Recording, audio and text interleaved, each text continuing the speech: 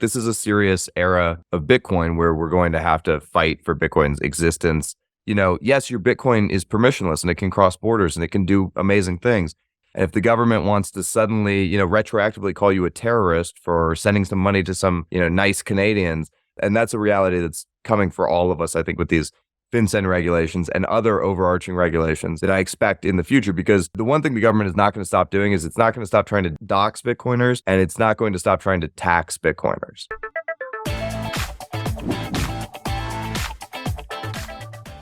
We did this in the depths of the bear market. Probably a year and a half ago. What was it? Something like that? A year. That was already that long ago. Yeah. Man, that sucked. I secretly, I might have been crying in my Cheerios. I'm not going to admit that publicly on this forum, but it was tough. That was a tough time. It was a difficult road. But I think we all agree that things are looking pretty spicy right now and pretty exciting, and I'm sure we'll get into all of that. Before we go in that direction, which will turn into a very bullish conversation, I want to cover some of the shadier stuff that's been happening. Anytime I have a chance to kind of ask Joe some of these questions, it's just I enjoy hearing your responses to these things, Joe. So I have quite a few, and I'm sure HODL has many follow-ons, and he has a lot of questions here as well. So where I want to start is the CZ Binance takedown. I didn't see this happening. I mean, I knew the SEC was going after them hard. I suspect you can call it a tinfoil hat. I think everybody in the community was posting, like, basically Larry Fink and all these others are don't even want an ETF approved until Binance is taken out. And so I just didn't know how it was going to go down. And when we all saw this Twitter post with, CZ is admitting to conducting fraud and make sure my terminology here is correct in your response, Joe. Mm-hmm. And he's now going to pay a $4 billion penalty. He has till, May of 2025 to pay this, almost as if they're like, hey, we know bull run's coming and we know you can't pay it right now, but maybe by 25, you will have the money to pay it. I don't know. What is your take on this? Because it's so much more educated than the debauchery I just did leading up to this question. Yeah. So let's start back, I think, really 2022. There was a Bloomberg report that came out that said Justice Department was split over charging Binance, which to me, the very easy interpretation of that is they still need to complete some additional investigation, that they definitely think there's enough to bring charges, right? But they kind of want to sort of dot all the I's and cross all the T's. And then the confusing thing came is then in the spring, right, we got those back-to-back lawsuits. And I remember being on a podcast with you where, boom, we get the Binance suit, and then, boom, we get the Coinbase suit back-to-back within a couple days. And that's really confusing, right? Because usually what happens in these types of investigations, Preston, is that criminal moves first and civil always takes a back seat. The traffic ticket sort of civil penalties that the SEC brings, those are never going to be as impactful as criminal charges where they're hauling you away in handcuffs and, you're facing some time behind bars. So we were, me and some other lawyers in the space were chatting about this. And we're like, this doesn't make a whole lot of sense. I mean, in the CFTC suit against Binance, there was actually an allegation that they knowingly aided and abetted funds being transferred to Hamas and to terrorists, right? And so if you're doing that, if you're knowingly engaging in money laundering, particularly for hostile actors, for nation states like Iran who have negative views of the United States, that violates numerous international and federal laws. And obviously you're doing that knowingly catering to U.S. customers, which gives the DOJ its hook. So what was happening? Why was the SEC and why was the CFTC given the green light to go file these charges? Well, we know the answer now. The answer was because even at that point in the spring, they had been in active negotiations with Binance and staff to say, you're going to pay something. Okay, you can come kicking and screaming, and we're going to find you wherever you are and extradite you back to the United States, even though you claim you're not subject to U.S. jurisdiction.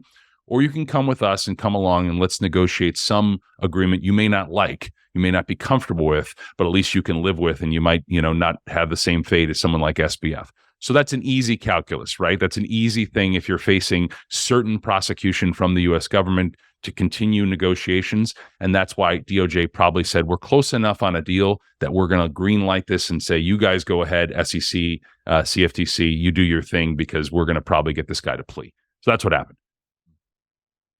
Good Lord. So then the amount, the $4 billion, so how is something like that even determined? Well, so there's a whole memorandum that's put in place by the government why they're recommending it, and it's basically a percentage of the laundered money.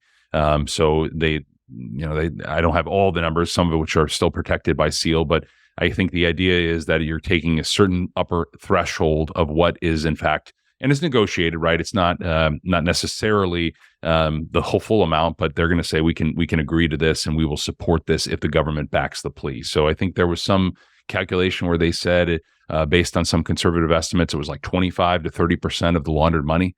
That's how they came up with that calculation. Now, keep in mind, that's the government's recommendation. Usually the court will defer to the government on sentencing recommendations, but not always. And we do know that there is some dispute still that remains between the government and between CZ's lawyers, right? And most notably, there was a request from CZ's lawyers where he said, let him leave the country, let him go back when he's pending sentencing. That doesn't come until February. And guess what? The judge said, no, I'm going to look at this issue. And for now, you're about to stay in the United States. I think a big question I have, and a lot of people have, is CZ actually going to see time inside of an American prison for this? Okay, so what kind of time will he be looking at sentencing? Well, the government in some filed documents said that they're gonna go for closer to the maximum statutory amount. So it might be again. If you ask me, what's the judge is going to do? I think it's a couple of years at most, probably less. I think 18 months makes a lot of sense given his cooperative nature. Keep in mind, he did the exact opposite of what SBF did, and if you recall at the time, I thought that there's no way SBF doesn't plead. They've got him dead to rights on the facts. Well, CZ's taken the opposite approach. He voluntarily came to the United States. They didn't have to extradite him. He showed in a federal court, showed his face in a federal courtroom, said, "I plead guilty. I'm not disputing any of these." He's going out of his way to try and be cooperative with the government. That's a huge factor for the judge. The judge is definitely going to take that into consideration. That being said, he knowingly helped get money in the hands of terrorists. He also knowingly helped Iran evade, international rule of law to prevent, money laundering. So he does face serious charges, and the government's probably going to, try to stretch it out a little bit more than he would like. The government, like I said, they're going to go for years of time. I think most likely, though, the judge is going to be very lenient on him. But he didn't donate $1 billion to all the politicians on both sides. Right. But, maybe that was why the approach was different. Well, remember that text message also, or it was a signal message, I think, that said, LOL, bro, we are literally financing terrorists. I mean, when you have an admission that's that glaring, you just have to plea. There's nothing else you can do. Right. I mean, there was even aware no of defense. That. This is CZ that had that. It was Binance employees on an internal signal chat, I believe. No way. Seriously, dead serious. Wow. The complaint's stunning. I mean, the amount of text messages and CZ's signal that they were able to get is just amazing. It was a done deal. I think when the CFTC's complaint was filed, that there was going to be some charges coming. The only question is, what variety of them, what plea was going to be negotiated, but. I mean, it wasn't, there's no defense for that, right? There's actually a text, another one that says, we see the bad and we look the other way. I'm paraphrasing, but effectively, they knew that this was money laundering, that they knew it was an unregistered exchange, and they ignored it entirely. I guess a tangential question here is if this is happening on Signal, how in the world are they acquiring these texts?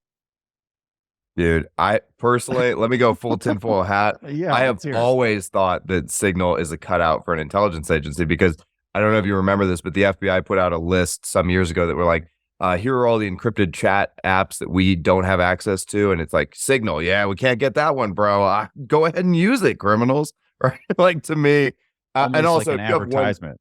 yeah, if you have one side of the signal, if you have access to somebody's phone on the other side, you can break the encryption that way. It's pretty easy, right? Yeah. So you just nab up a low-level employee and take their phone and go through all their messages. On a side note, I see Jack Dorsey and others on Nostr promoting Simple X. I've played around with it a little bit, and I mean, there's no KYC from what I can, muster. I did download it out of the App Store, so I guess there's some type of connection there that Apple would know that I've downloaded that app. But the setup was definitely different than a lot of these messaging apps.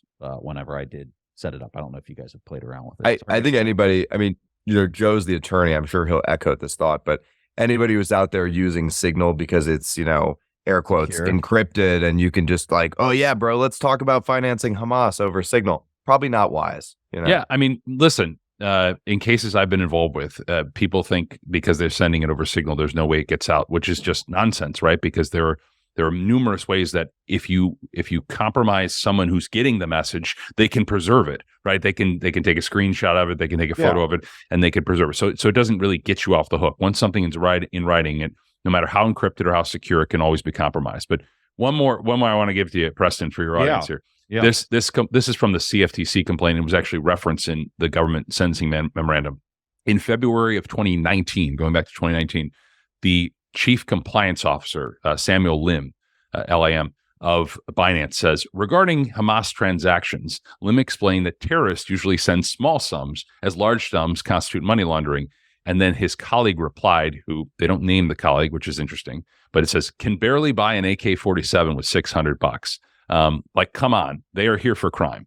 We see the bad, but we close two eyes. That's a quote from some messages that they're getting from the chief compliance officer at Binance. Wow. I like how even the terrorists are aware of structuring, they're structuring it under the limit. Yeah. Hilarious.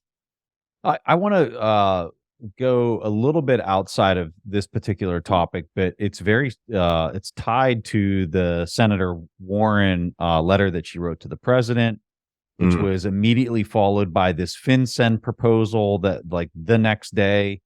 And in her letter to the president, she was wielding around this Wall Street Journal article that, was claiming that $120 million was being siphoned through crypto to Hamas. And then Chain Analysis came out, I want to say like 4 or 5 days later, and the number was more like, I think it was 450,000, which is like 1/3% of what she was claiming. When you look at this FinCEN proposal, I don't know how much you've gone through it, Joe, but it is really substantial. Like the ambiguity in this thing, and I guess it's nested under the Patriot Act. Is that correct? The update to it. Well, it's proposal FinCEN to it. Yeah, I mean it's FinCEN regulations in itself, but the Patriot Act has some internal U.S. rule making, but FinCEN at large also has its own regulatory authority. Yeah. So I'm looking at this, and my concern is they've made it so broad and so overarching that you could pretty much lump anything into it. So if you're a full node operator and they don't like the fact that you have 5 channels open to other nodes, like all of a sudden you're now a money transmitter. But like these definitions that they put into this thing and the sheer amount of legal horsepower that it's going to take to fight anything that they want to kind of throw at whoever they want, I think becomes a major issue if it does go through the way that it's currently proposed. And I know the comment period is going out to the 22nd of January for people to respond to this.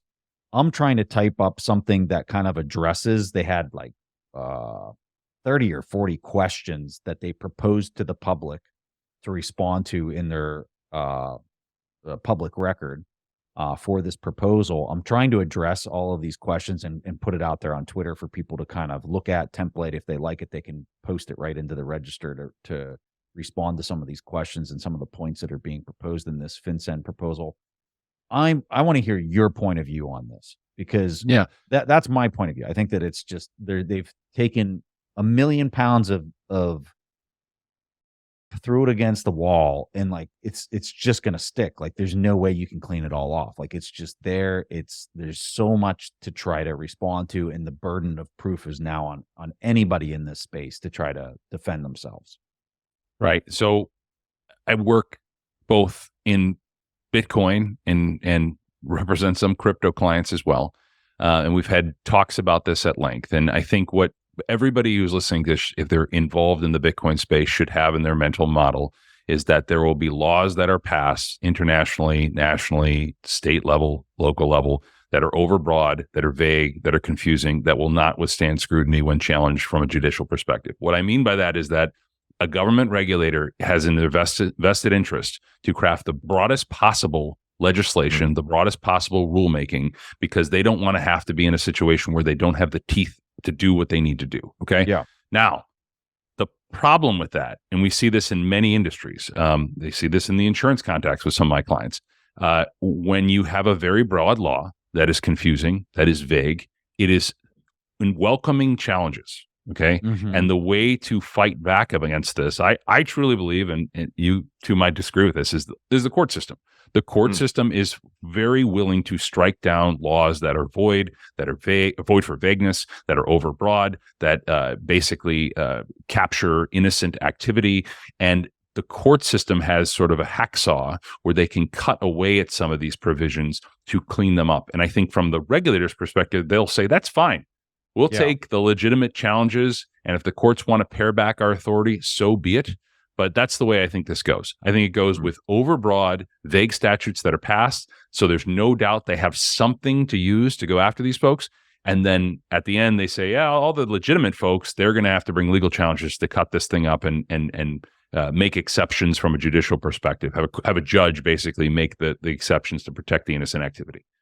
I totally agree with Joe's perspective. And I do think that like this is a serious era of Bitcoin where we're going to have to fight for Bitcoin's existence. Not in the shadow realm, not in the gray market, but in the white market, in the light. Like Bitcoin has to, basically nobody gets a free pass in America. You have to fight for every right all the time. Like the price of freedom is constant vigilance. Nowhere is that more true than in Bitcoin. So like everybody who thinks they're going to cypherpunk their way out of it, I think if you look at the Canadian situation, which we all had some friends get caught up in, yes, your Bitcoin is permissionless and it can cross borders and it can do amazing things, but you are a meat puppet who lives on government land. And if the government wants to suddenly, retroactively call you a terrorist for sending some money to some, nice Canadians, unfortunately, that's a reality that you have to deal with. And that's a reality that's coming for all of us, I think, with these FinCEN regulations and other overarching regulations that I expect in the future. Because the one thing the government is not going to stop doing is it's not going to stop trying to dox Bitcoiners. And it's not going to stop trying to tax Bitcoiners. It wants to get those two things done. And, it's going to be successful to some degree. Yeah. And just to think about this, okay, and I don't mean to get all political on this, but people should be aware of it in their mental models when it comes to Bitcoin. There was numerous mask mandates that were put in place, okay, by local authorities, by the CDC. Those things were put in place by lawmakers and regulators who thought that this is essential for health and human safety. This is essential for the country to operate. And the judiciary eventually looked at these things. There's just case law in Florida and many other states where they basically struck them down.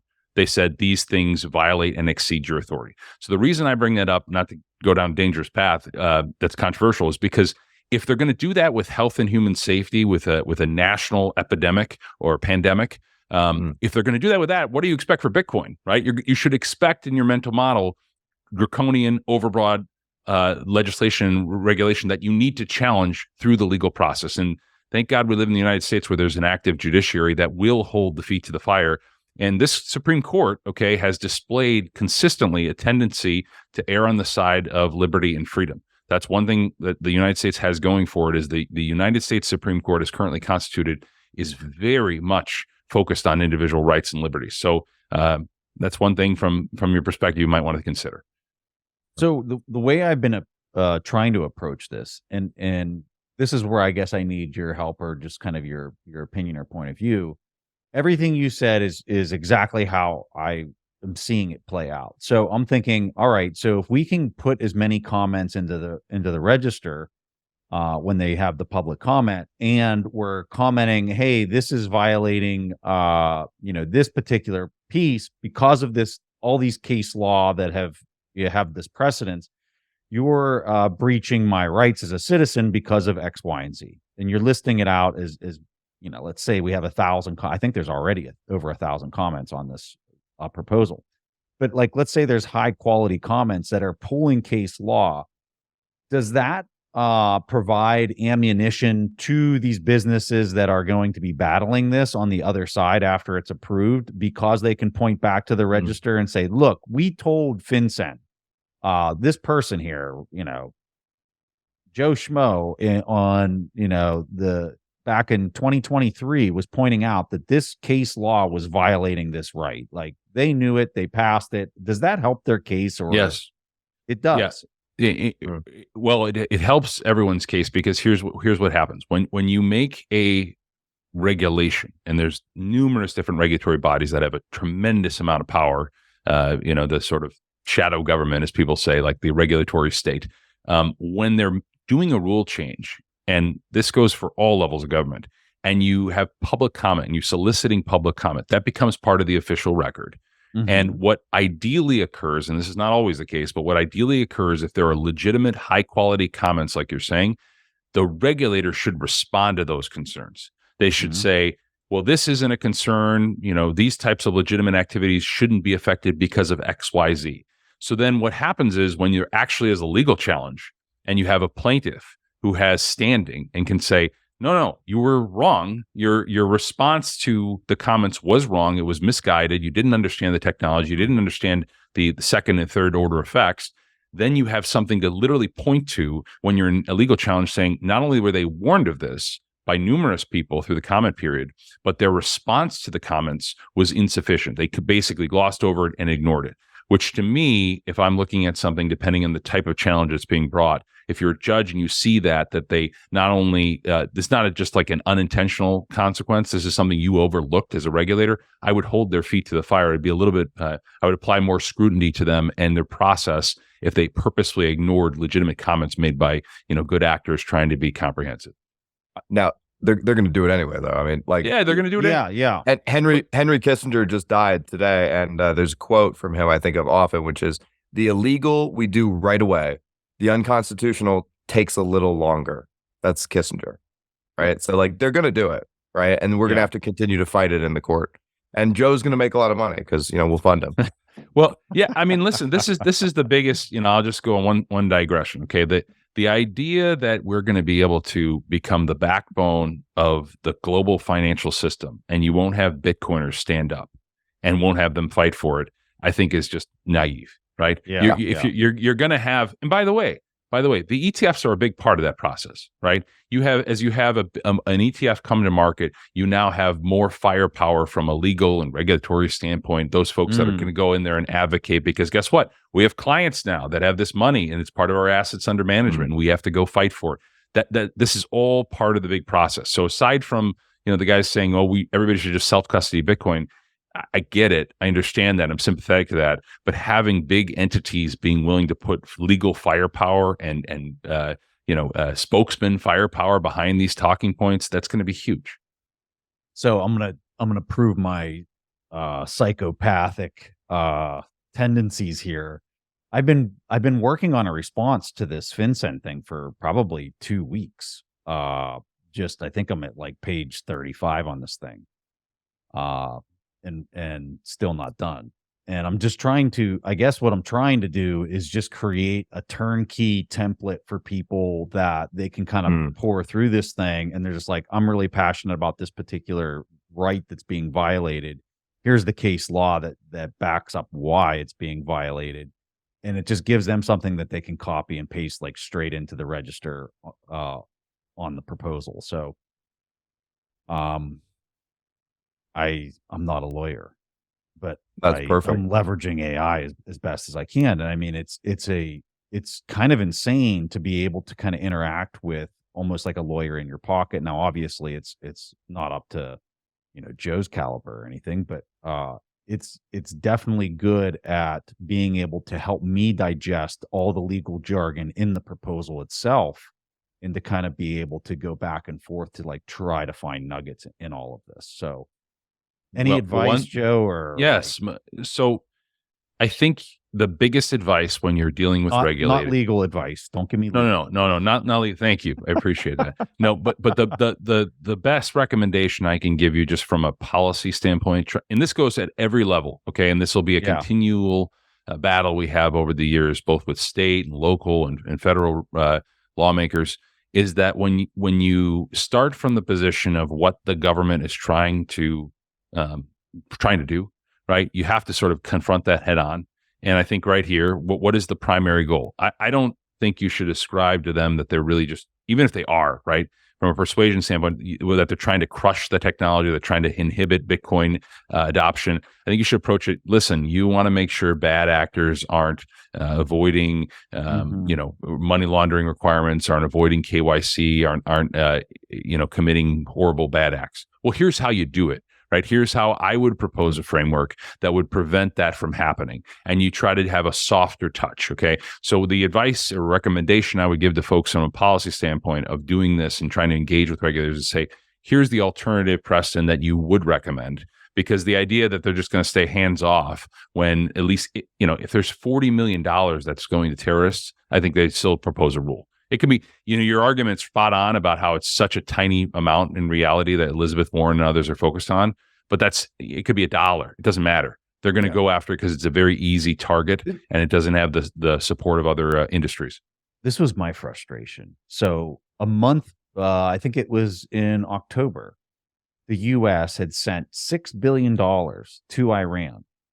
Then you look at the news that followed this, and it was like, no, actually, we were holding it back. And then you read it, depending on what political bias you had, you could find an article that suggested whether it was sent or that it wasn't sent. And like the irony to me is you had this chain analysis that took place, and they're like, no, it was actually $450,000 that was sent. And like, here's the proof because this is a public ledger and everybody can look at it. Meanwhile, you have $6 billion, which is 60 times larger than the lie that was 3/10 of the amount, which was 400,000, right? That we have no idea whether Iran got it or not. Like the irony of that, and that we're dealing with these ledgers, these money ledgers that are behind barriers that you have no idea what the heck's happening, is like the ultimate irony of the entire letter to the president, right? Like it's just like there's moments like that where I'm just like, am I living in crazy town? Like this whole system is so corrupted. It's nuts. Like we can't usher this stuff in fast enough. I think we as Bitcoiners have gotten so used to transparency that when we go back and reflect on the current system, which is largely narrative driven, we look at it and just go, this is bizarre. It doesn't make any sense. I can't even, but we all used to live in that. And that was like the dogma that pervaded our life. And it was just every day. You read the New York Times and the Wall Street Journal, and basically whatever they said was gospel. And you just said, okay, yeah, I guess that's what's happening. Right. But we now have the ability to check on chain exactly how much money went to Hamas. Now, again, to Joe's point, the old world elites, they still live in a narrative driven economy. And Elizabeth Warren is like, I don't give a how much you're sending over there. You shouldn't even exist. We should be able to crush you, destroy your industry. It's just like the Bitcoin mining debate, right? You can make all these analogies about how little as a percentage of the global energy consumption Bitcoin uses and how it's positive for the grid and all these things.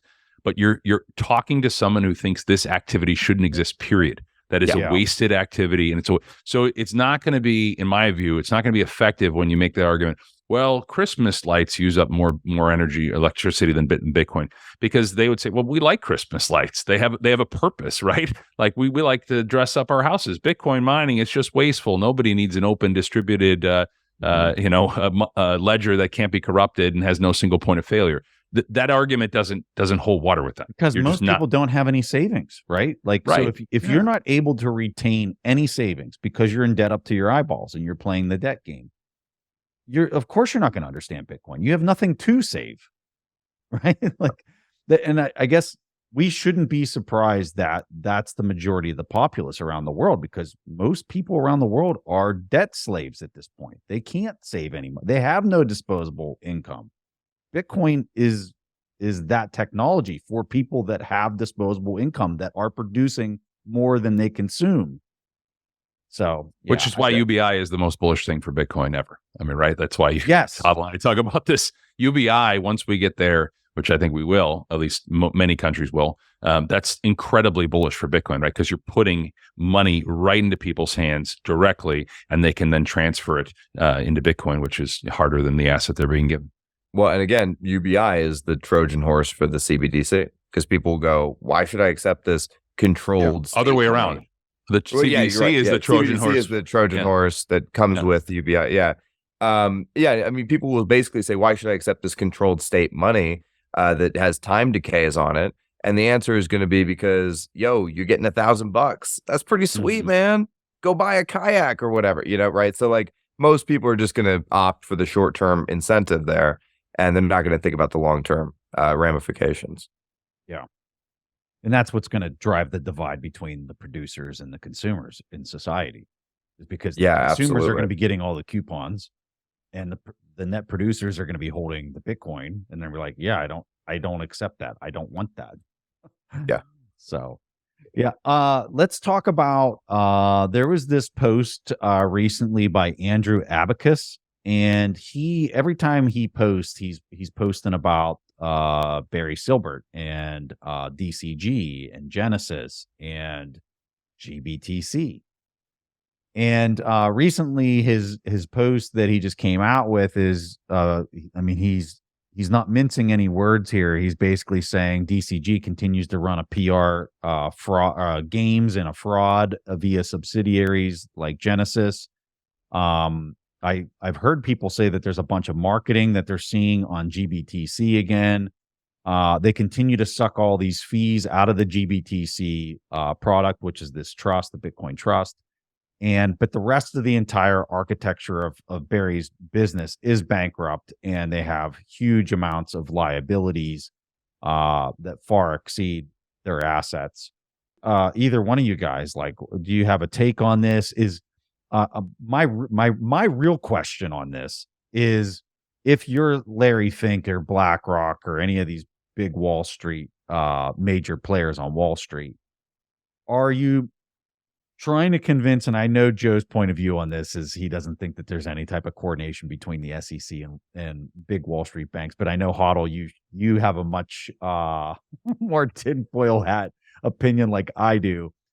If I'm those guys, I'm trying to get them to fumble this 620,000 Bitcoin out of that trust so that I can buy it at existing spot prices. Joe's already rolling his head. I'm gonna add some more tinfoil here, and then we'll let Joe tell us how stupid we are.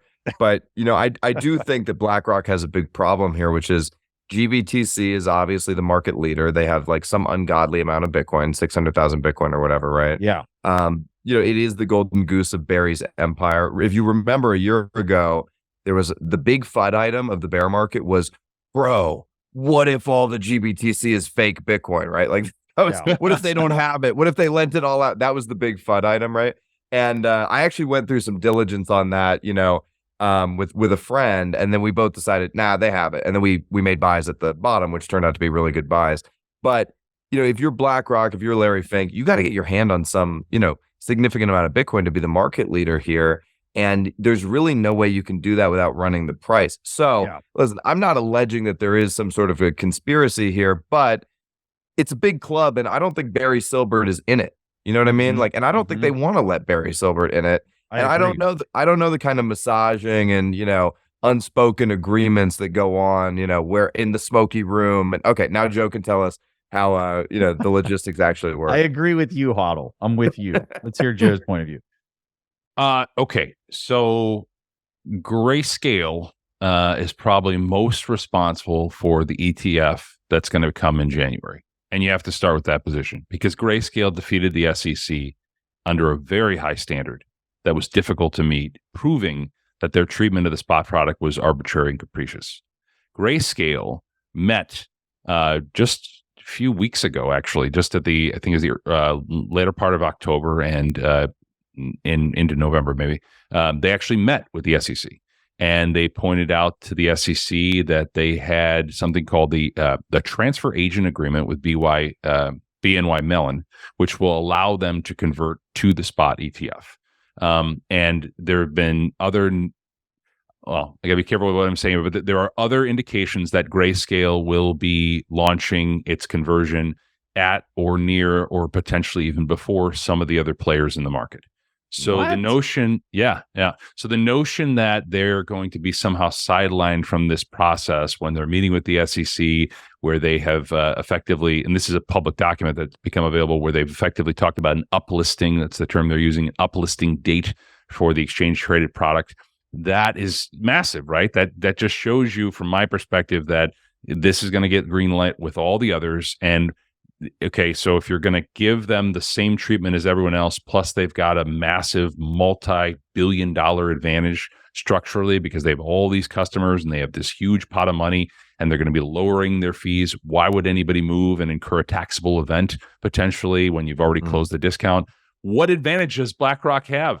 I mean, BlackRock has the name, right? But if assuming this is correct, right? Obviously, we're just making predictions here, and that's always dangerous. But assuming they all launch at the same time, I hope you guys will admit then that there was no secret sauce or preferred entry for BlackRock, because what entry do they get? What advantage will they have structurally if it all comes together at the same point? I think what me and Preston are wondering together out loud is there a way they can turn the screws on Barry so that he no longer has ownership of GBTC? That's like the question. I think that's exactly what we're saying. Well, you guys know that the New York AG is suing him, right? The New York AG is. And there's a lot of rumors about criminal activity. I don't know what he did or didn't do, but there's a lot of rumors. Yeah, there are ongoing interviews with the Southern District or Eastern District of New York, potential prosecutors looking at this as well. The New York AG is suing him for making false statements. They're also suing Gemini, for that matter, and they're suing Gemini, they're suing Genesis, and they're suing Grayscale for them knowingly making false statements about the EARN program and their lending activities, and so you've got a whole host of allegations. And with all of that, the SEC is still meeting with them to talk about potential conversions to the ETF. So, Joe, help me with this. What type of timeline do you think they could charge Barry with all of these entities by?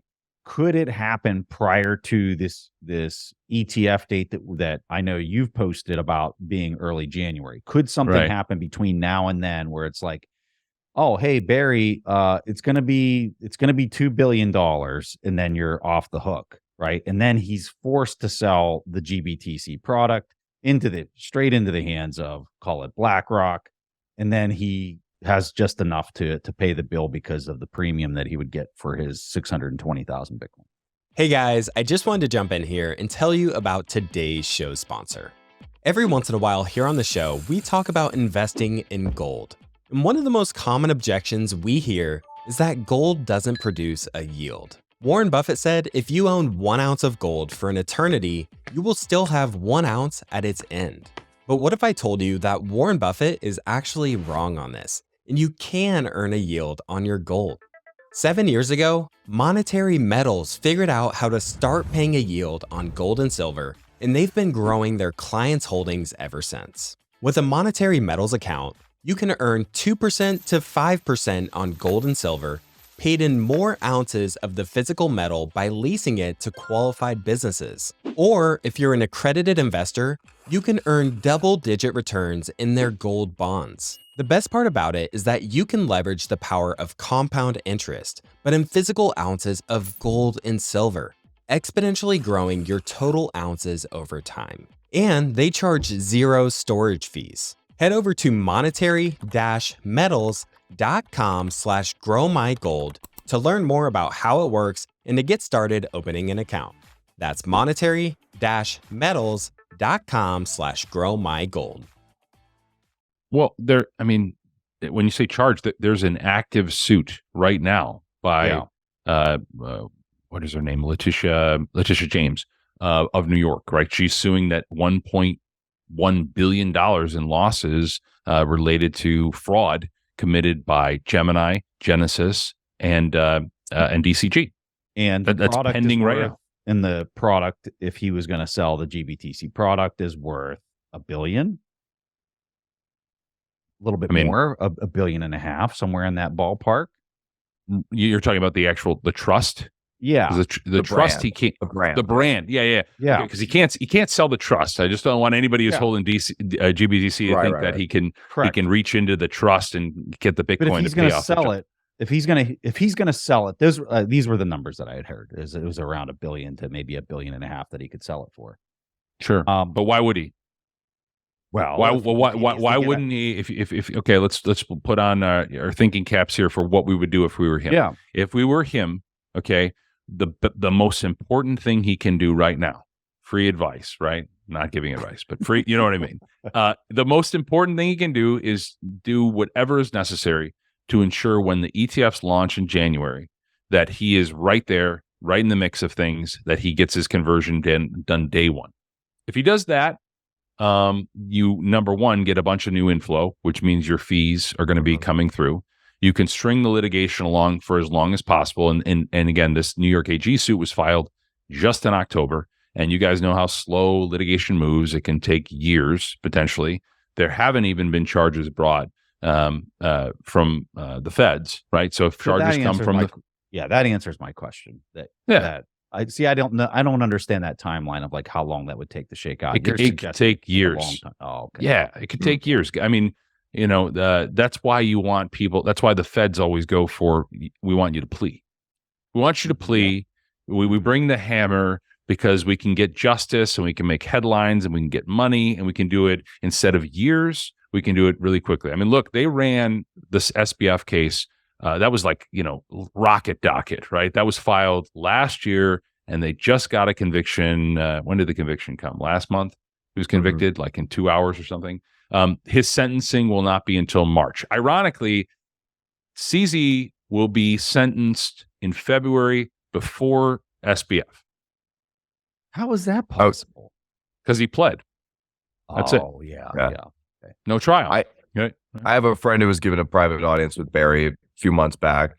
And basically the view from the inside there is that Barry is in fight like hell mode, defend the empire. Like he's not giving it up easy. He's not going to roll over. So they're going to have to come with everything they got if they, if that is the outcome, like tinfoil hat.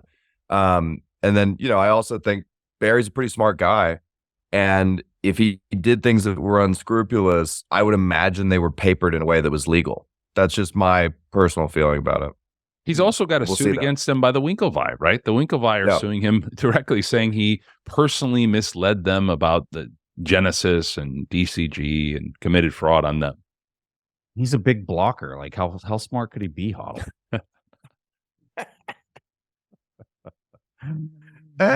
So good. Oh, geez. So good. That clip. By the way, I am a GBTC shareholder from way back. I've been holding GBTC in my retirement account since 2015. And my God, it's been way more of a roller coaster of emotions than I ever thought it would be or should be. Yeah. By the way, one little nugget from the AG suit: she alleges in New York that Barry and Gemini, both of them knew that Genesis's loans were unsecured and at one point concentrated as much as 90% with Alameda, obviously SBF's operation, 90%. So those folks, if you're blaming Sam and everything, rightfully so, blame him, right? But there were many actors that knew of the extreme concentration at Alameda, and they looked the other way. Dude, the shitcoin thing is a game of musical chairs, and who got caught without a chair? Do Kwon, Mashinsky, SBF, CZ, right? But there were other players who found chairs and are going to make it through relatively unscathed. Mm-hmm. I mean, honestly, you have to look at the Binance deal. Look at CZ, and what will eventually, I think, will come down on this is that he's getting away with controlling his ownership in Binance. Number one, he's getting away with something where he'll be a free man at some point, not too long from now. And he's getting away with how much what is he worth? Couple billion? Yeah, it'll diminish him quite a bit, but he'll be a multi-billionaire still. Right. I mean, how many people would take that trade? Yeah. And by the way, in making that plea, right, he's basically gotten protected against future criminal prosecutions, right? Yeah. Mm-hmm. Okay. So like if the monitor gets in there, which we haven't talked about, but you guys, that's the biggest thing about the Binance plea, right? There will be a government independent monitor in there that will have access to all the books and records for a period of 3 years following February. Which there's been a lot of talk online about that particular point and them having access to all the KYC and just being able to see everything that's happened on that platform. Right. So if they go in there and find the bodies that are buried, effectively they're not going to be able to do much, right? They've kind of already done the plea. Yeah. Wow. Well, I got a question here for HODL, if I can go. Ooh, Or actually, both of you. I really want to know. So, I think this is coming. I think it's a done deal with respect to the ETF. I think it comes early part of January. If not January, then at the latest you're getting it by March. I think you're going to get a host of them. I think this is going to come in and it's going to, I read something today that, close to 60-70% of FAs said they would be more likely to put some money into Bitcoin, some allocation with an ETF product that they can offer to customers as opposed to the products that currently exist. So let's assume this is all happening, and let's assume we're talking next year before Christmas. And I always like to think like, okay, we've got that there. We've got, the ETF taken care of. That was a huge thing for years, 5-6 year battle. What's next? Like, what's the next big, mountain that Bitcoin has to conquer? Because there always is one, right? Like on this progression, we're what comes next in terms of a big thing we need for the industry, looking forward after the approval of an ETF? Something we need for the industry, or are we talking about price appreciation? Both. Let's go. Both. Okay. So yeah, I think the ETF is really interesting. I've thought quite a bit about it for a long time. It's been, me and Preston are like same class at Bitcoin. We've been in almost 10 years. And the ETF has been talked about the entire time. So the fact that it's finally going to happen is pretty wild, and it's the end of a pretty long road, right? But I think it signifies Bitcoin going through a maturation phase, but also the potential for sort of a shadow prohibition era of Bitcoin. Because if you end up getting quite a bit of Bitcoin in the public markets that's all under custodial control, you end up with weird incentives, and things get perverse from there. And really, like, the revolution here, or the evolution, whatever you want to call it, is self-custody. It's being able to keep control of your own wealth, right? And so if we end up in a world with middlemen and custodians who are controlling our wealth with permissioned access, right? Request granted. No, I don't ask anybody's permission. Free men don't ask. I don't ask anybody's permission to send Bitcoin. I just send it, right? So if we're in a world of custodians, we end up having like something like, I don't know, 5 million Bitcoin in the public markets or something like that. And then there's some sort of coordinated campaign, some sort of a, contentious fork. Like, I don't know. I think all the options are on the table. And then at the same time, you got, nation states coming in. I just heard somebody the other day, I don't know if this is true or unsubstantiated or whatever. They told me the nation of Bhutan has as many Bitcoin as Michael Saylor, right? I've never heard that before. I just heard this for the first time yesterday. Maybe that's true. Maybe it's not. Who knows? And then after nation states, you got central banks, right? So like the ETF will unlock pensions, and it'll take the place of gold in investors' portfolios. If you look at Fidelity and the Sharpe ratio and all this stuff, like it makes a lot of sense. Gold is not performing well. Digital gold is what you're going to want to have in a digital era, et cetera, et cetera, et cetera. But then, yeah, you got the dominoes of like nation states and central banks are like the next big ones after this, and the game is changing, and it's getting much more serious, and there's much more big money here, and so I don't know, man. It's TBD on the outcome whether Bitcoin is capturable or not. We know for a fact that gold is capturable. We have a good feeling that Bitcoin can resist capture, state capture. But we don't know that for certain, and so we're going to have to see the game play out. And I'm excited for the next 10 years, because that's what I think is unfolding. Preston, Yeah, I agree with HODL, and I actually really like that he's not just kind of waving his hand and saying that it's ordained, that it's not going to be capturable, right? I think that it's important for the community and for the builders in the space and everybody just to continue to refine this thing to try to make it as foolproof as possible. Now, obviously, if you ask my opinion as to do I think it's capturable, I don't think that it is. And I've obviously given many reasons through all the shows and time as to why I think that it's not. One of the things that I think is also going to be important is when you look at who's going to have the incentive to kind of move to this first, from like a payment standpoint, it's going to be all the countries where they've just been decimated by dollar dominance. I think you're already starting to see some of that play out. Where they're moving towards this. And I think that on this next bull run, once we make a new all-time high, it's going to be, hey, how can I get, it's going to transition from, hey, how can I get my hand on some Tether dollars, exposure to dollars? And I think it's going to, more and more people around the world are going to be like, hey, how can I get my hand on some sats? And then people are going to be willing to accept that as payment because it's running. And I think this next bull market is going to run really hard just because of how much compression we had on this last cycle because of bad actors. Yeah.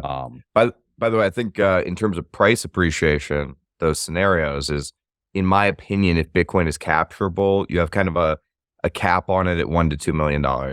If Bitcoin is not capturable, then the sky is the limit. It's infinity, right? Yeah. In fiat terms, yeah. This is one I wanted to bring up here. Joe, you had a post recently. You said the plaintiff's bar is thirsty for blood. If you're an influencer with a decent amount of followers and promoted altcoins, I'd be preparing for litigation. So you say this, and there's this really strange video of Charles Hoskins. Is that how you say his last name? Floating around where he's Hoskinson, like going I think, right? something like that. Yeah. Well, you heard about Charles Scamcoin. Yeah. You heard about Ronaldo, right? Today, you heard about that class action that got filed, right? Oh no, they're Is that coming the for spin? Ronaldo. Oh, really? Oh yeah, no, I'm breaking news here. It's not breaking news, but no, there's a class action lawsuit over his promotion of Binance. $1 billion is what's being sought. Okay, and I think he was on social media ads talking about a partnership and how they're going to change the NFT game, and there's other suits that have been filed recently about, I think one's against the MLB for their role with FTX, and they're folks that associate. This is what finally you're getting what I think is far more equipped to deal with the altcoin market, the private litigants, okay, the private plaintiff's bar, which has a lot of resources. Think of how many lawyers are in the private sector versus the SEC's, few hundred that can take care of this industry. And by the way, they also have to police TradFi, right?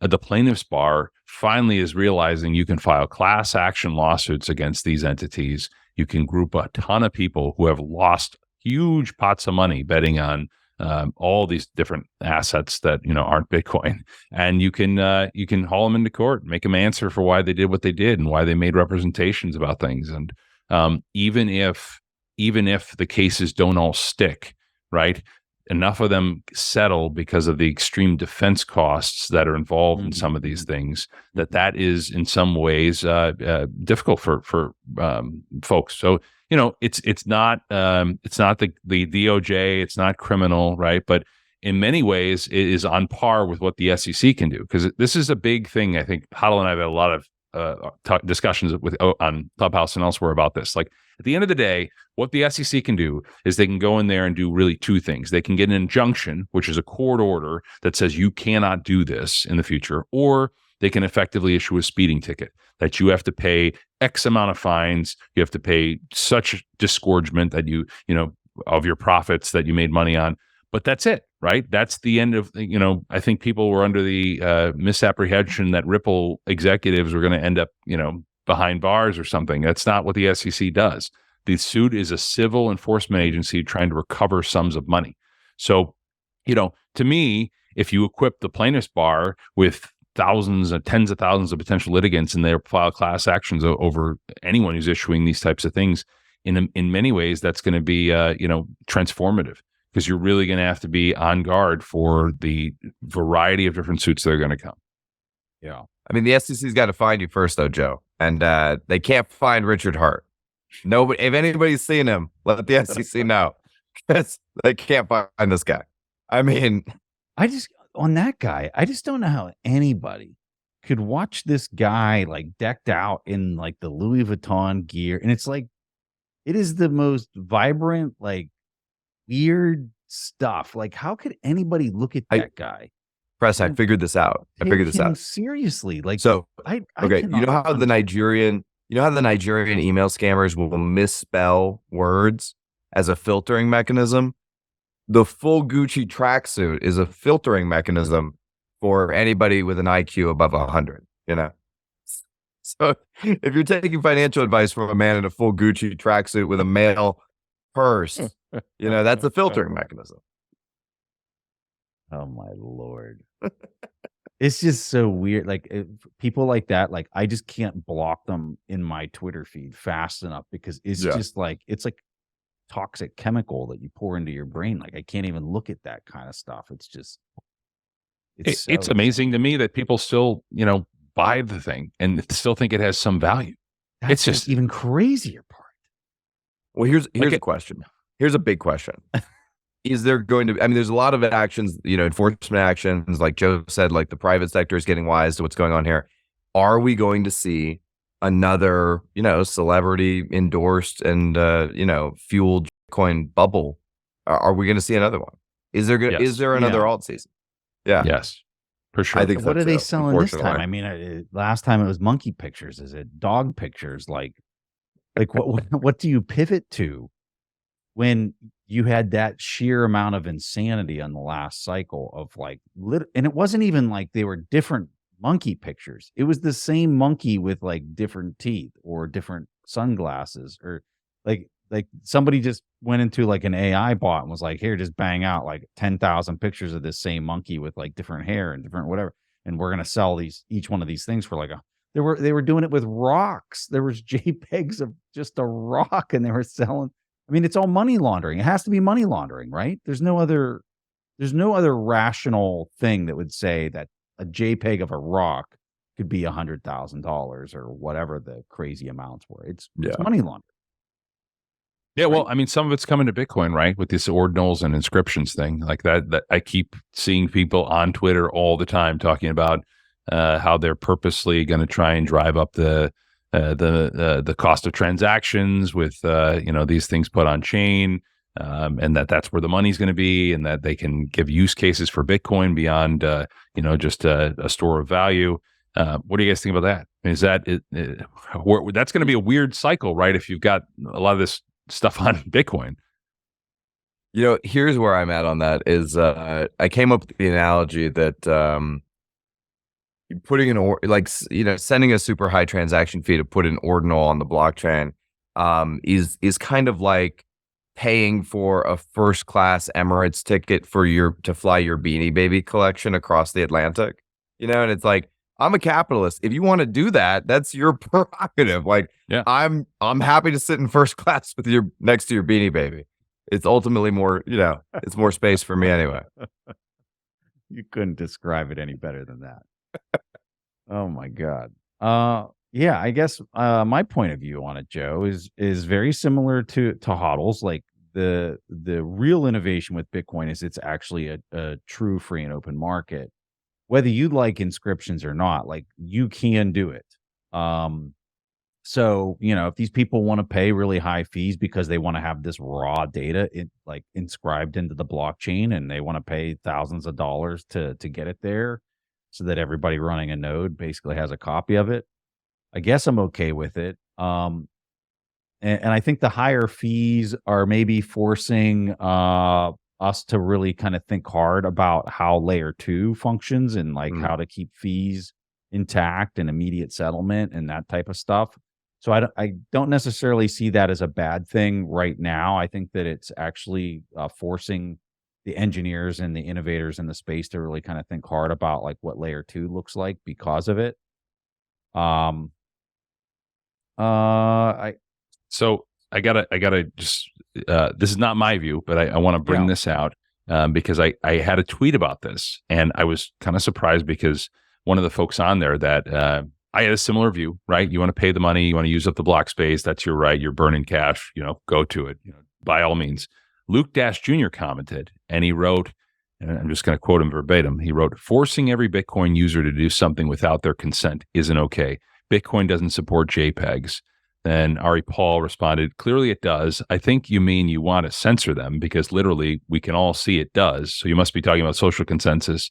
And then he wrote, "No, it doesn't. You're just lying to people. We need to fix a policy bug. There's no software needed." And he actually tweets out a GitHub basically saying we can fix this. And this was never intended. It was never part of Taproot. It's a glitch, right? And just like when there was issues with the supply glitch that was out there, the inflation bug that was fixed, we can fix glitches. This is not the purpose of Taproot, and it's being abused and manipulated. So what say you, HODL and Preston?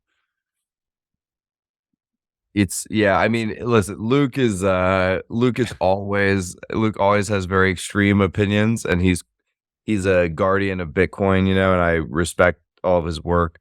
But I still am more of the opinion of, I've always been sympathetic to platform maximalism, which is just you can do a lot of different on Bitcoin if you want to.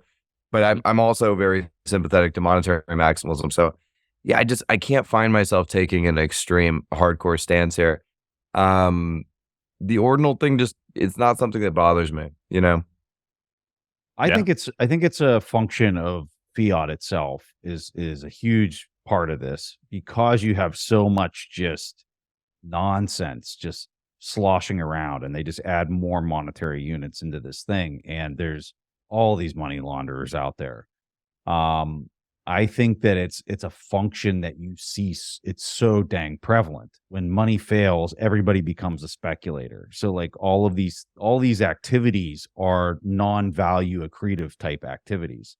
Yeah. So like when we look at where we're at in this moment of time, which is like we're approaching peak clown world, and it seems to only get more clown-like by the day. Like I think we should expect these really strange, like if we were 40 years into the future and looking back at this moment in time, we'd be like, how in the world was anybody doing that and not trying to create value for each other and exchange like these monetary units by exchanging, performing value accretive things for each other. And so like, I guess when I look at them, just like, hey, like, let's let the free and open market sort this out. If you want to fly next to the Beanie Babies, fly next to the Beanie Babies. And I think time is just going to naturally solve it, where nobody's going to actually have an incentive to do this, because everybody's going to be then pretty focused on creating value for each other, as opposed to scamming one another in some type of speculative play by selling something that has no value to somebody else by conning them or making them think that it will have value because they sprinkled some social BS on top of it.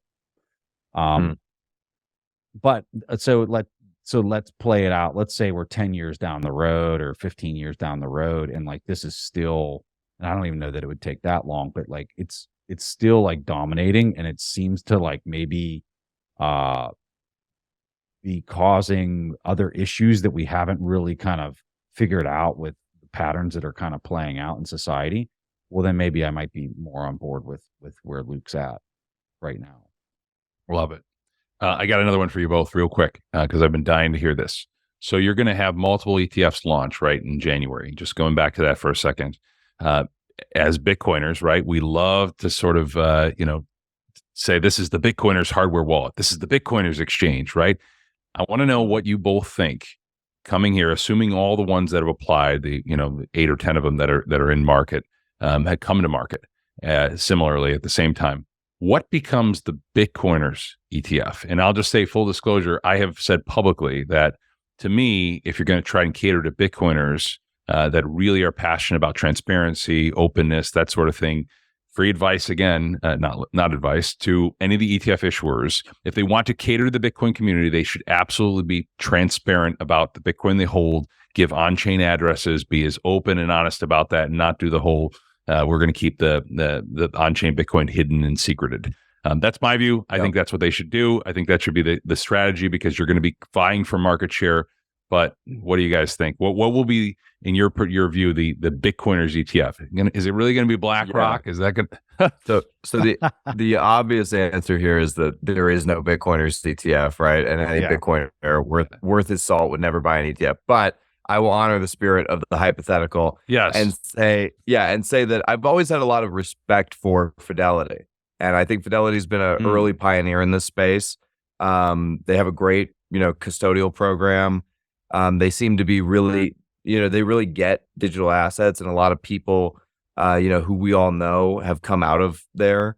So, and also they had like a report that said Bitcoin was going to like $1 billion by 2038 or something. It's like, those are my kind of people, Weren't they just citing stock to flow for that? I mean, wasn't that the basis? Listen, hey, however they got to that number, that's a great number. You know what I mean? I like to hear it. Yeah, okay. I like that answer. I think that Fidelity has kind of had their head around the actual value prop from the very beginning, and it obviously comes from a very high leadership level within the organization from the very top, that has allowed them to kind of approach it from day one very differently than everybody else on Wall Street. So I will give them props to that. I would like to see them, because I don't think you can do withdrawals through Fidelity right now to self-custody if you want to. So I think they need to get beyond that. And as far as like the ETF goes, this is not something people should be buying, but I understand why they probably will be buying. It's just easier, and they don't care about for the three of us, and I might be speaking out of turn by saying this, but we're here for the freedom tech. Like, we're here because we deeply believe that this is going to usher in a much fairer world for all the participants, and that the existing system is extremely corrupted. And so I just don't think a lot of people, like if you lined up 100 people off the street, that they are going to empathize with that really deep hardcore opinion of like that's what Bitcoin means to them. And so like they're just going to be looking at it as like, oh yeah, I want some price action to that thing over there. Now maybe they'll get there 5 or 10 years later or whatever. And so like maybe where the ETF is a good thing is for people to maybe come to a much more deeper and profound understanding as to like what this is ushering in for society and for humanity by at least having some type of exposure. And then maybe they get on the rabbit hole and get a lot smarter on like what it actually is. So one thing I often think about is I think about Satoshi's genius with the supply issuance curve of Bitcoin. Mm-hmm. The fact that so much of the supply came online so early and changed hands so many times, and the Bitcoin that, mass amounts of Bitcoin did end up with very ideological Bitcoiners who are really, here for the cause, same way you outlined. One thing I worry about though is back to the legal challenges and the regulatory challenges that Bitcoiners are going to face over the next 10 years. It seems clear that people like Elizabeth Warren hate self-custody. They despise it because they realize it's powerful, and they don't want you to have, personal power or sovereignty or be able to transact in a peer-to-peer fashion. And I worry about them creating such onerous requirements on self-custody, like reporting requirements, et cetera, that it would cause most people to say, fuck it, I'm just not even going to bother, and I'll just buy the ETF because the brokerage will do all the reporting requirements for me, right? I worry about stuff like that. And I think that's a likely attack vector. It's much more likely than them banning self-custody, because they're not going to be able to ban it from a constitutional standpoint, and we'll be able to send guys like Joe to court and argue on our behalf, and we'll win. But are we going to be able to get out from under onerous reporting requirements? That I don't know. And if there's enough friction there, it'll cause quite a large number of people to just default to say, I'll take the path of least resistance here. Yeah. Well, you guys have you followed the debate or sort of the push and pull between BlackRock and some of the others in the S&C about the use of in-kind creation for shares? You guys know about this? A little bit. Okay. So you clarify if any of this is not clear. Okay, HODL. So basically the debate is this. When you're going to create shares, okay, can you create the shares by using in kind, right? In other words, I have Bitcoin. I give my Bitcoin to BlackRock. BlackRock issues me shares. Okay. And BlackRock has reportedly pushed for the in kind creation as opposed to cash creation, which is different, right? Where cash creation is I have $1 million. I want $1 million worth of shares. I give you my $1 million. You go out and you source the Bitcoin from the private market. That is a huge issue in my view, not because I think the price is going to be manipulated or anything like that, but it's really important to create as much flexibility from the standpoint of being able to move Bitcoin into the shares and move the shares back into Bitcoin. And that could be a huge thing. Unlike things like the GLD, right, in terms of the ETF, where you can't really redeem the gold very easily, Bitcoin could present a novel product that could potentially be very interesting for us where okay, you want to get a margin loan. Okay, you can do that through your Fidelity account. You can put a small portion of your stake of Bitcoin in exchange for shares, potentially not even incurring a taxable event, and then get access to margin and liquidity through the traditional financial system because that's marginable. That's huge, right? That is a massive windfall. And you don't have to sell your Bitcoin, right? Because there's a way structurally to do it without actually having a taxable event. It's difficult. You're going to have to get the SEC to go along with it, but that would be a game changer in my view. That's interesting too, because you would think that if it was cash settled, that it would have more of an effect on the price. But if it's in kind settlement, then there are other positive externalities, and it allows you to hold BlackRock accountable should they be a bad actor, because you can more easily redeem the Bitcoin, right? Well, you're just talking about how are the shares created, right? How are the shares created? So can they create shares through just someone turning over their Bitcoin? And by the way, this is what GBTC does, right? This is how they were extracting the premium. People were tendering over Bitcoin, right? They're sending over their Bitcoin. They would get shares that would go to subject to a lockout period, thereby extracting the premium, then selling those shares. Yeah. So you imagine an open door, sort of where you could get Bitcoin in, shares, use your shares if you want liquidity or margin, and then if you want your Bitcoin out, theoretically, you should be able to withdraw the Bitcoin from the exchange.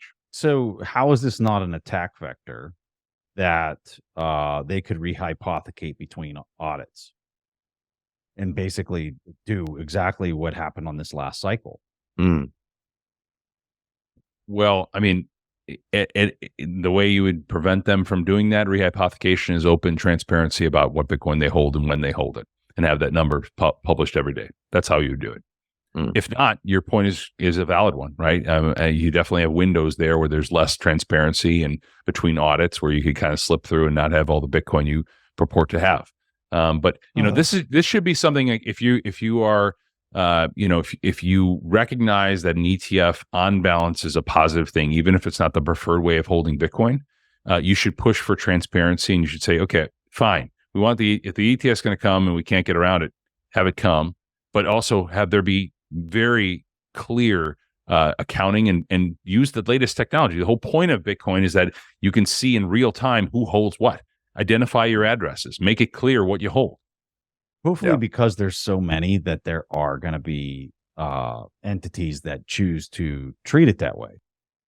That's my point. Right? Like when I asked the question about what's the Bitcoiners ETF, the entity that does that will have me publicly say, don't buy from an ETF, hold Bitcoin natively. But if you're going to buy Bitcoin on an ETF, go with the Franklin Templeton Transparency ETF. That sort of, I don't know. I'm just, go. No, I think that's a good point, because, culturally, a lot of people like to say, oh, Bitcoin maxis, bro, they're boomers, bro. They don't understand, man, whatever. And culturally, Bitcoin maxis do have a lot of power. And if everybody is marching in the same direction and saying, like, that's a product, don't use that, it holds some sway, right? So, like, I like that as a market force to keep the ETFs a bit honest, or a bit more honest anyway. And when one of them does it, they're all going to do it, right? If you got one of the ETFs to be transparent about what they're holding, I think it would be it's like fees, right? It's like anything else. Yeah. Once one of them does it, they kind of all have to follow suit to not give a competitive advantage. I'm just going to cut this clip and send it to Stephen McClurg and just tell him, hey, Joe has some advice for you, Stephen. Well, you guys, he's going to be upset that you didn't promote the Valkyrie ETF and you went with Fidelity, man. Oh yeah, you're right. He's not going to come back on the show anymore and do it. He's going to be very mad at me. You're right. I didn't even think about that. Yes, even though he has like the funniest ticker ever. Okay, so let me ask the big question. The big question is, all of the ETFs are going to hit in January. That Joe seems pretty confident. Approved. They might not launch. He's not just saying January. He's saying the 5th of January. Or the 8th of January. The 5th and the 8th, that's right. And there's going to be a lag time. Yeah, there's going to be a lag time before implementation, right? But like, GBTC it will probably be first in line, et cetera. And then all of a sudden, BlackRock has to buy up a bunch of Bitcoin and the price starts to run a bit. And, where do we think we're heading over the next 18 months, 24 months? What does this look like? Let's be honest here. Last cycle was a bit disappointing. You know what I mean? And I was talking to my uncle. I think it was today, and we were talking about okay, so where are we at in a year, Preston? And like his response back to me, I'm not going to tell you the numbers that I was saying to him. He's like, "Oh my God, man, you need to put the crack pipe down." So Dude, I think the coming 2 years is going to just melt people's brains. And so much of it just has to do with how much compression we've had on this past site. And you can see it. There's a little bit of a meme going around online right now. It's like, oh yeah, it's 70% of the coins haven't moved in a year. But I think that is extremely profound. And I think it's really important. And I think that the speculators that come in at the end that bid the price to the moon in that last kind of 6-month period, at least historically, it's truly because there's no coins left, right? And the psychopaths that have been stacking it through the 80% drawdowns, their basis is from a cycle or two even before that. And the fact that it would bid to mid 6 figures or whatever the number is, still doesn't entice them to sell any meaningful amount of their base position. And I think it is just so lost on people how important this idea is of these hodlers of last resort, which is a Trace Mayer term, right? But he's right, and it's vital as to what causes these price pumps, because you're dealing with a fixed supply, terminal supply thing that's like nothing else on this planet. Joe, what do you think? I think that the possibility for Bitcoin going exponentially higher this cycle than the prior one is very high. And I'll tell you why. And let's just step into it, just a little bit of a macro conversation here. The Fed has been explicitly targeting a recession. They've almost said that explicitly. When they wanted the labor market to become more into balance, they want it to rise. Their targets all show unemployment going up. They've talked about specifically how there's going to be softening in the real estate market, and much to their dismay, I think we've not gotten one. And I think that when you have government spending running currently at about 7% of GDP, providing a ton of cash, basically running wartime deficits into the economy right now, and you cannot trigger recession despite very high rates, you have two potentials that could come from that. Number one, the Fed is forced to just throw up its hands and say, we tried to slow this down. We can't. We don't have the option. We did everything within our power, including QT and fastest rate hiking cycle in 30 years, and we still couldn't slow the darn thing down. But for a variety of reasons, structurally, we can't have the government run these high deficits, so we have to cut in the face of very hot inflation, right? Still far above trend inflation. That is going to be massive for Bitcoin, right? I don't think it was a coincidence that we had this aggressive sell-off when the Fed began its rate hiking campaign really in the early part of 2022, right? That was, and Bitcoin took a hit. I mean, and it affected some of the weaker players in the industry, so that cascaded down. Well, if you have the opposite happening right now, we avoid a recession, and we have the Fed is easing proactively because they just throw up their hands and say we can't do it, and the government tax burden is just too much with these high rates, that's going to be massive. The other possibility, okay, that I think is very bullish is that if you have these structurally higher rates moving forward combined with the government spending, and Lynn Alden talks about this with fiscal dominance, right? That is effectively liquidity built in to push Bitcoin forward, right? You've got a constant flow of cash from the government continuing to borrow more and more money and pumping that through for the entitlement program. So all of those things show you're in a very different environment than I think pre-COVID. And you got a potential new administration coming in. And if you remember, HODL, we talk about this all the time. What did the last administration do? I have these tweets. I think they're funny. Sometimes I go back and review them. And, you had the former president who looks to be the front runner this time saying we need negative rates. We need rates incredibly low. The Fed should be doing more QE. You've got sort of the political appetite out there to just, to the moon, right? Whether that's a good thing, bad thing, depends on where you sit. But to me, like, that's huge. I mean, and you really want to try to time that and like try to figure out, who's going to win the White House, like, and decide whether you're going to buy Bitcoin or not. To me, like, I think all roads are going to lead to Bitcoin, like they say, because at the end of the day, okay, we know that debt can only be solved with more debt. That's their only solution to everything. Yep. And as the system is constructed now, you can bank on there being more and more debt, which eventually finds its way, that liquidity finds its way into Bitcoin. So yeah, I'm pretty bullish. You pumping this hopium into your veins there, HODL? Yeah, I'll give you my perspective is, I track the investor psychology around the Bitcoin markets pretty closely because I'm here all the time, 24/7, 365, and I pay attention to what people say and what the chatter is. And I think there are a lot of people who believe that diminished returns are, the rule of the land. And the one thing I know about being around Bitcoin for 10 years is that whatever everybody believes is absolutely going to happen is categorically not going to happen, right? So like, I think it's likely that we see some sort of a sell-off, right after we break 100K, like around like 120, 130, people start to sell, take profits. People go, God, I'm not sitting through another cycle again. It was terrible. I'm finally going to buy that house, that I wanted, yada, yada, yada. And then the price, it sort of evens out for a bit. Maybe it goes down a little. Then it starts to run again hard, right? I mean, you can definitely see this scenario playing out. And all of those people who sold are suddenly, most of these people will be long-term hodlers who are looking at themselves going, holy, this thing it's happening right now. I f***ed up. I'm getting back in. I'm fully invested. Then, the marginal buyer who's bipolar, by the way, goes, wait, these guys are all in. I'm in even more. And then you get the euphoria stage. And like, everybody thinks when they go through the bear market, they go, that you tell yourself a lie in the mirror every morning where you go, I'll never get that greedy again.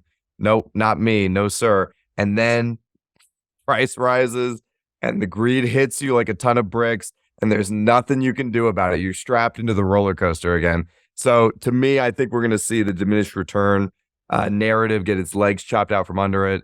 And then we're going to see a real run at Valhalla. We're just going all the way to the moon. That's what I'm predicting. I think you are all over it. I think you are going to have a lot of people from the 2020 cycle because that cycle was pathetic compared to the 2017 run. I mean, it really was. So you're going to have a bias there with a lot of people that kind of entered that market that I think get shaken out very early on and what they think is a big move. And it's just another little blip on the radar of where this thing's getting ready to go. So I'm with you. I mean, great time to be a Bitcoiner. It's going to be exciting. It's going to be exciting no matter what happens. All right. One final thing to talk about. So let's say that, a lot of people are expecting a recession to kind of really, we're getting these deflationary winds potentially that are brewing. I'm hearing that we're going to have our first cut in the first quarter. Let's say that we do manifest this. And I know, Joe, you just kind of gave all the reasons why you didn't think that was going to happen. But let's just say that it does. And maybe we see a liquidity event similar to like March 2020, where Bitcoin was, I want to say it was up 10, 13,000 and got punished the whole way down to 4,000 in short order because of this impairment and cascading liquidity event that happened through COVID. Who knows whether we could see some type of contagion like that. If that would play out, I'm of the opinion that you would see Bitcoin probably react very similarly to what you saw during that March 2020 event where it sold off really hard, but the bounce was near immediate. I mean, you were within 30 days, you were back up to a price point that you were at. I think the market is primed for a very similar response if we would see some type of contagion in the traditional markets. I'm curious if you guys would agree with that. Well, I'll just say that it depends on what the contagion is, right? I mean, in the COVID circumstance, which I think is a unique set of factors where you had a very uncertain situation where there was a mad dash to get cash and you had disorder in the treasury market, which primarily cascaded through every other asset class. Yes, I would agree with you. I think Bitcoin takes a hit. I don't think that's really likely given some of the measures that have been put in place both before and after COVID to absorb those types of shocks. Things, for example, like the BTFP. Those measures that have been put in place, they keep trying to perfect and come up with new tools to prevent these sudden quick shocks. I think the far more likely scenario is this slow grind for a lot of traditional assets, kind of like what you've seen with the bond market. You could have a sell-off in equities. It doesn't have to be a sharp, vicious decline. It can be one of those slow grinding bear markets where things go down further. And in that environment, I'm not as convinced as perhaps some others that Bitcoin's going to really struggle. What Bitcoin tends to very much freak out about in my research is volatility. Like when volatility goes off the cliff and basically explodes higher, you got a VIX, bearing down on 60s, 50s, that range. Bitcoin really takes it and it gets hit. But you can have plenty of sell-offs and plenty of bear markets in equities and bonds where you don't have some explosive thing. And I think that's what everybody keeps expecting, which tells me that I don't think it's coming, where you basically just get this real hard down. And to your point, you could have a recession, you could have unemployment rise, you could have equity sell off 10, 15, 20% or more. And it, depending on the rate of the decline, it doesn't necessarily mean there needs to be this huge shock to Bitcoin. We have had just this year, right, periods where you had equities were sold, they sold off 10% into the end of October. Bitcoin didn't budge, right? It actually just kept on its train going because of all the things you're talking about, all the coins locked up by the diehards. So, unless you get some systemic risk, I don't expect a hard down on Bitcoin. It's an election year. HODL, any comments on the? Yeah, the election is God. Can we just skip over these things, man? Like, honestly, it's gonna get so brutal. It's just so crazy to me how detached as a society we have become to this idea of free and open markets. Yeah, right? Like people say it and and if you tell people they're not free and open, they're like, yeah, I know they haven't been free and open for years. But then it's just like, and I don't care. And that's right. just how things are. And I'm perfectly okay with that. And I don't know. I'm just, maybe it's the military background in me. Like, I guess maybe I thought that what I was doing and like defending was this free and open market society that and I guess that's why I'm such a hardcore Bitcoiner, is because like, it's the only thing I can see that it doesn't matter who the president is.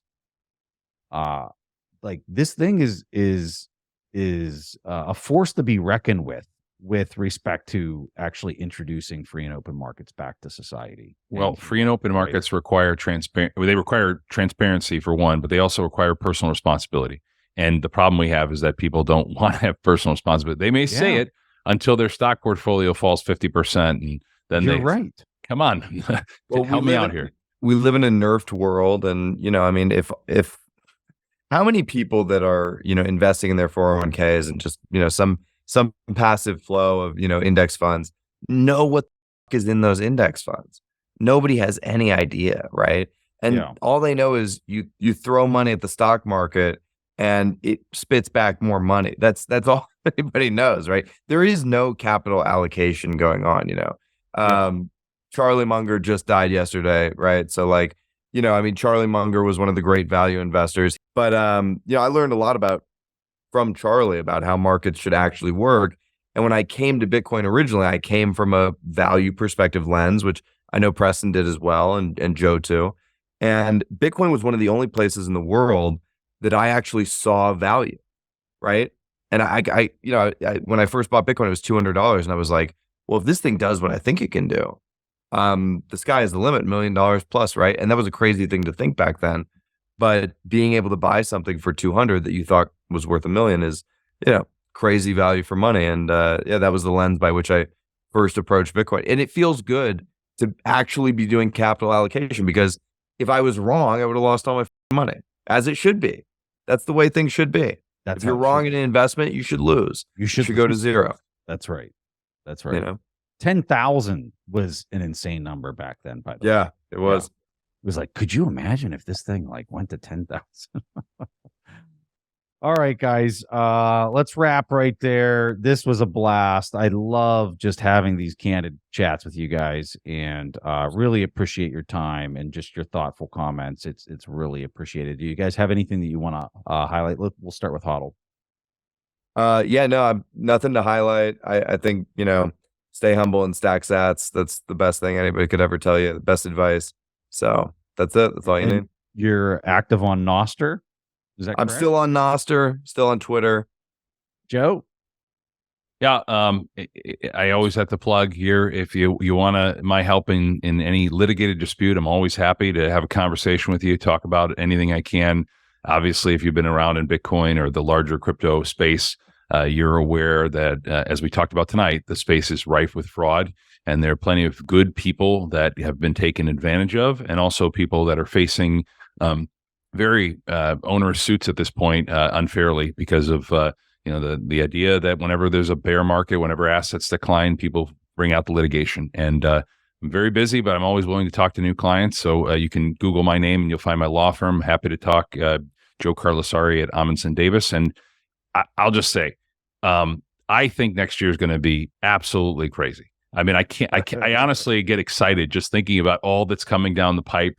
I mean, where you've got markets at, where you've got litigation. Keep in mind, you've got these major pieces of litigation, Coinbase and Binance, that are still pending with the SEC. The SEC came out and said that FTX-style fraud was committed at Binance, and that's to be determined once you get that monitor in there who's going to be providing government documents out to the public. So, stay tuned. And also, like HODL said, that you have to survive until 2025. That should be your slogan, right? Because we're in for some craziness next year. Yeah, love it. Absolutely. All right, gents. Thanks for your time. Thanks, Preston. Sir, thanks for having us. These things are all illegal securities offerings, right? And some people will say, well, wasn't he capricious about the Bitcoin spot ETF? And it's like, no. If you read through the documents, like I've gone through with Joe before, you look through the documents, and he says basically, listen, we need surveillance agreements between these, shady offshore exchanges, things like Binance, who, yeah, while they may have U.S. surrogates, it's a wink and a nod to U.S. consumers while they're advertising during the Super Bowl that says, hey, yeah, Binance US, whatever. Really, you're one VPN away from the really good stuff. And if you just get a VPN, then you can trade on 100x leverage, and you can trade illiquid, illegal securities. And, that was just a bridge too far for the agency. And they finally came in and enforced and did something about it. And obviously, the way you're going to do enforcement is you're going to go after the bottlenecks. And the bottlenecks, what are they? They're the exchanges. They're the Binances, the Coinbases, the FTXs. That's the easy pickings. That's the low-hanging fruit for them.